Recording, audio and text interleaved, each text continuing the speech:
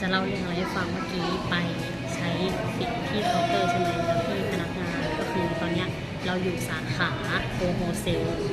ถนนสุขาภิบาล3แถวบ้านเรานะคะก็คือเป็น KFC ใกล้บ้านเราสุดก็คือพี่พนักงานเขาทักเราเขาบอกว่าลูกค้าใช้น้ำหอมอะไรคะหอมมากเราก็เลยบอกว่าเราไม่ได้ใช้น้ำหอมเราซื้อปรับผ้านุ่มในแอปส้มนะคะก็คือมันจะเป็นเราไม่รู้ว่ามีใครเคยใช้ไหมก็เขาบอกว่ามันหอมจริงใช่ปะมันจะเป็นแกลลอนก็จะมีสีชมพูสีเหลืองแล้วก็สีฟ้าทั้งหมดมี3สี3กลิ่นนะคะเราก็ใช้ทั้งหมด3กลิ่นนั่นแหละแต่ว่าเราว่ากลิ่นสีเหลืองกับสีฟ้าหอมสุดสำหรับเรานะเราก็เลยใช้แล้วก็พี่พนักงานเขาประทักเราก็เลยบอกว่าเราซื้อช้อปปี้เรานั่นแหละแอปส้มนั่นแหละก็สามารถพูดได้เนาะสามารถไปซื้อได้คือแกลลอนนึงก็ใช้ได้นานทีนี้พี่เขาก็เลยบอกว่าหอมแบบไม่ต้องใช้น้ำหอมเลยแบบหอมมากเราก็เลยบอกว่าได้กลิ่นแล้วราคาหอมมากเพราะว่าเราไม่ได้ใช้เยอะเราใช้นิดเดียวอะไรเงี้ยก็